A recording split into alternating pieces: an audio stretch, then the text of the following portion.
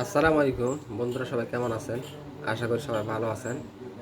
তো গবাদি পশু ট্রিটমেন্ট এবং চিকিৎসা নিয়ে কিছু কথা বলবো। সেটা হচ্ছে, যেগুলো প্রেগনেন্সি গাভী আছে এবং প্রেগনেন্সি ছাগল আছে 3 মাসের ঊর্ধ্বে, অবশ্যই ভিটামিন, ক্যালসিয়াম, মিনারেল এবং ভিটামিন ডি অবশ্যই খাওয়াবেন, খুব প্রয়োজনীয়তা। আর 3 মাস পর যদি গাভী হয় অথবা বকনা হয়, প্রেগনেন্সি আছে, 3 মাস পার হয়ে গেছে, অবশ্যই কৃমিনাশক করবেন।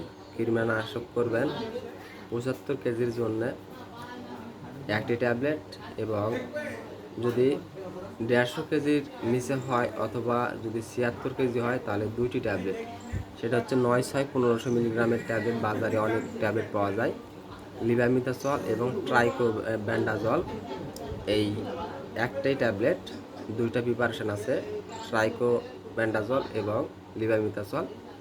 এই গ্রুপের ওষুধ 9-1500 মিলিগ্রামের আপনারা 2টি করে ট্যাবলেট খাওয়াবেন 3 মাস পর। এবং গর্ভবোধ না হওয়ার আগে যদি পারেন তাহলে গর্ভবোধ হওয়ার আগেই খাওয়াবেন, এবং গর্ভবতী যখন হবে তখন 3 মাসে একবার খাওয়াবেন, 6 মাসে একবার খাওয়াবেন। তাহলে বাচ্চা এবং মা দুটোই সুস্থ থাকবে, দুটোটাই সুস্থ থাকবে। আশা করি বুঝতে পারছেন।